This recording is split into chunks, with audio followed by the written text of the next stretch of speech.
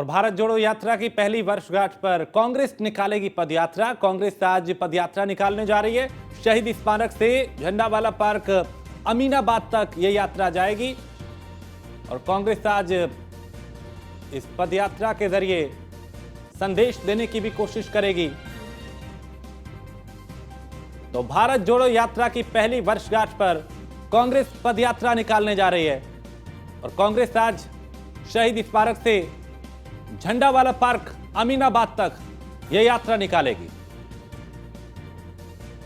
तो शहीद स्मारक से झंडावाला पार्क तक यानी झंडावाला पार्क अमीनाबाद तक यह यात्रा निकलेगी और भारत जोड़ो यात्रा की पहली वर्षगांठ पर कांग्रेस यह पदयात्रा निकालेगी। पिछले साल राहुल गांधी ने भारत जोड़ो यात्रा की शुरुआत की थी और उसकी वर्षगांठ पर एक खास संदेश देने की भी कोशिश यहां पे कांग्रेस करेगी, क्योंकि उत्तर प्रदेश में लगातार कांग्रेस अब एक्टिव होती हुई दिखाई दे रही है और जब से प्रदेश अध्यक्ष अजय राय बने हैं तब से वो तरह तरह के प्रयोग भी कर रहे हैं, कई तरह के बदलाव भी किए जा रहे हैं। तो कांग्रेस आज पदयात्रा निकालेगी।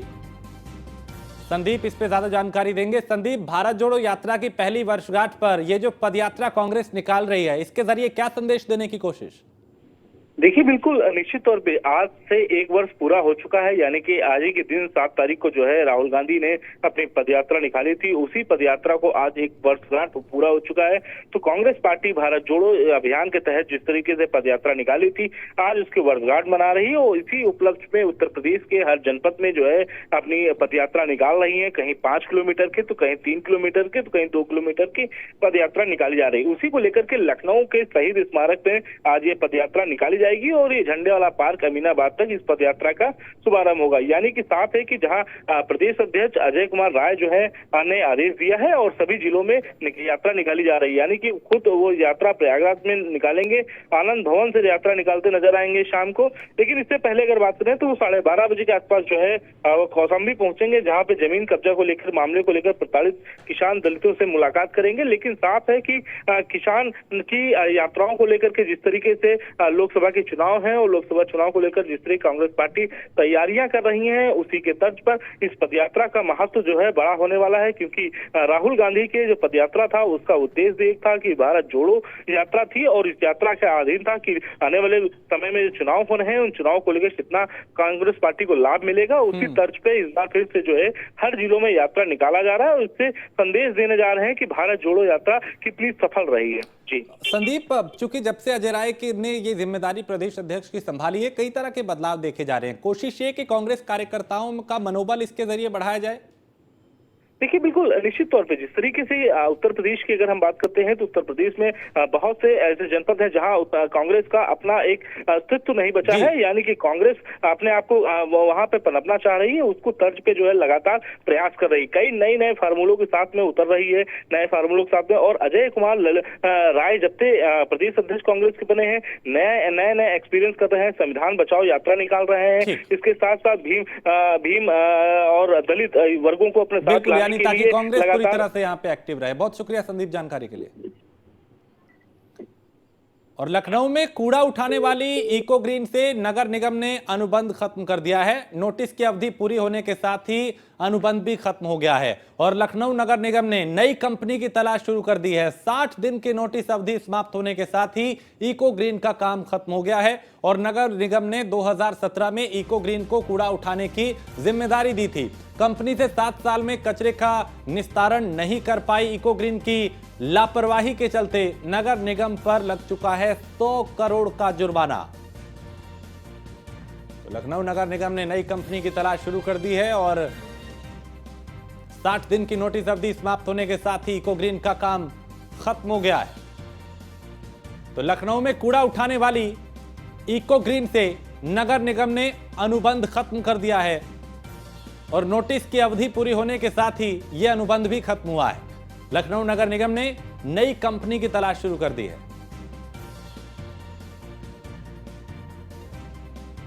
तो लखनऊ में कूड़ा उठाने वाली इको ग्रीन से नगर निगम ने अनुबंध को खत्म कर दिया है और नोटिस की अवधि पूरी होने के साथ ही खत्म हुआ अनुबंध। अश्वनी इस पे ज्यादा जानकारी देंगे। अश्वनी, इको ग्रीन के साथ अनुबंध खत्म हो गया, अब लखनऊ नगर निगम नई कंपनी की तलाश कर रही है।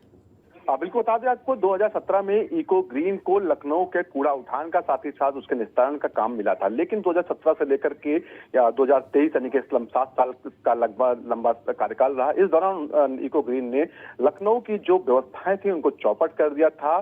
इको ग्रीन की लापरवाही के चलते नगर निगम पर एनजीटी ने लगभग 100 करोड़ रुपए का जुर्माना तक लगाया, लेकिन इसके बाद भी नगर जो इको ग्रीन वो सुधार नहीं कर पाई, जिसके बाद आखिरकार इको ग्रीन को नोटिस दिया गया था। 60 दिन का नोटिस पीरियड कल पूरा हो गया था, जिसके बाद अब पूरी तरीके से इको ग्रीन और जो नगर निगम है उसका रिश्ता खत्म हो चुका है। अब कोई भी लेना देना एक दूसरे से नहीं रहेगा। साथ ही साथ नगर आयुक्त का साफ तौर पर कहना है कि जो नुकसान इको ग्रीन ने किया है उसकी भरपाई उससे कराई जाएगी, उसको लेकर के नोटिस बनाया जा रहा है और जल्द ही नोटिस इको ग्रीन को भेजा जाएगा। साथ ही साथ शासन स्तर से भी इको ग्रीन पर कार्रवाई कराई जाएगी। जी बहुत शुक्रिया अश्विनी जानकारी के लिए।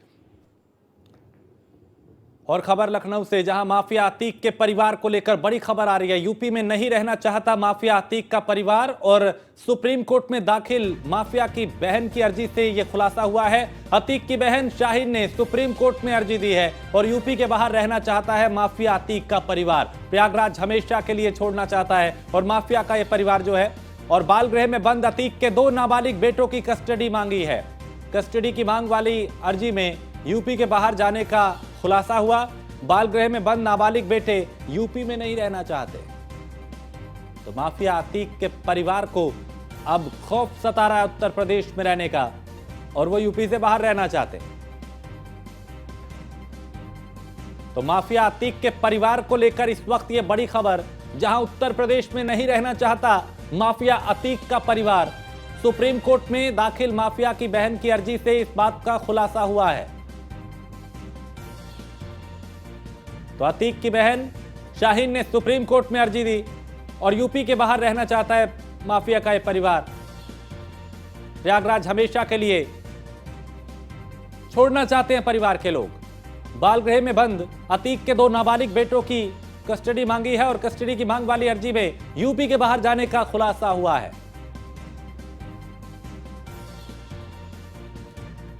तो अतीक की बहन शाहीन ने सुप्रीम कोर्ट में इसको लेकर अर्जी दी है और यूपी के बाहर माफिया अतीक का परिवार रहना चाहता है।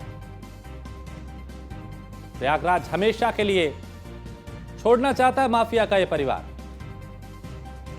और बाल गृह में बंद अतीक के 2 नाबालिग बेटों की कस्टडी भी मांगी है। तो कस्टडी की मांग वाली अर्जी में यूपी के बाहर जाने का खुलासा हुआ है। तो बाल गृह में बंद नाबालिग बेटे यूपी में नहीं रहना चाहते, और माफिया अतीक का जो परिवार है वो अब उत्तर प्रदेश से बाहर रहना चाहता है। उत्तर प्रदेश में अब डर सता रहा है और यही वजह है कि वो यूपी में नहीं रहना चाहते। सुप्रीम कोर्ट में दाखिल माफिया की बहन की अर्जी से इस बात का खुलासा हुआ। अतीक की बहन शाहीन ने सुप्रीम कोर्ट में अर्जी दी और उसमें इस बात का भी खुलासा हुआ कि अतीक का जो परिवार है वो उत्तर प्रदेश में नहीं रहना चाहता। और यूपी के नगर पालिका अध्यक्ष के पति और देवर की गुंडाई का मामला सामने आया है। चंदौसी नगर पालिका में बोर्ड की बैठक के दौरान बोर्ड की बैठक की कवरेज करना पत्रकार को भारी पड़ गया। पत्रकार को चुनावी खबरों को प्रकाशित करने की रंजिश में चेयरमैन पति, देवर और उसके साथ आए गुर्गों ने जमकर पीटा। किसी सूरत से पत्रकार अपनी जान बचाकर नजदीकी थाने गए और थाना चंदौसी में अपनी शिकायत दर्ज करने की गुहार लगाई। मतलब अरे आप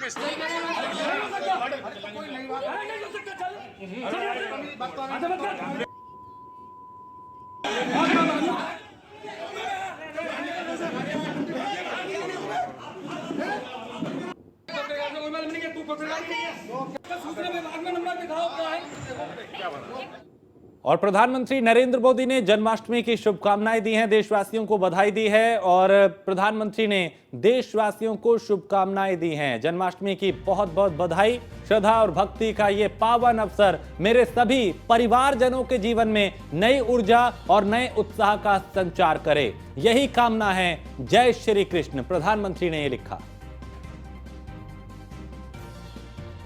तो प्रधानमंत्री नरेंद्र मोदी ने ट्वीट करके देशवासियों को जन्माष्टमी की शुभकामनाएं दी, बधाई दी। और पीएम मोदी ने एक्स पर यह लिखा कि जन्माष्टमी की बहुत बहुत बधाई। श्रद्धा और भक्ति का ये पावन अवसर मेरे सभी परिवारजनों के जीवन में नई ऊर्जा और नए उत्साह का संचार करे, यही कामना है। जय श्री कृष्ण। तो देशवासियों को जन्माष्टमी की बधाई दी, शुभकामनाएं दी। और इसी के साथ इस बुलेटिन में फिलहाल इतना ही। आप बने रहिए न्यूज़ वन इंडिया के साथ।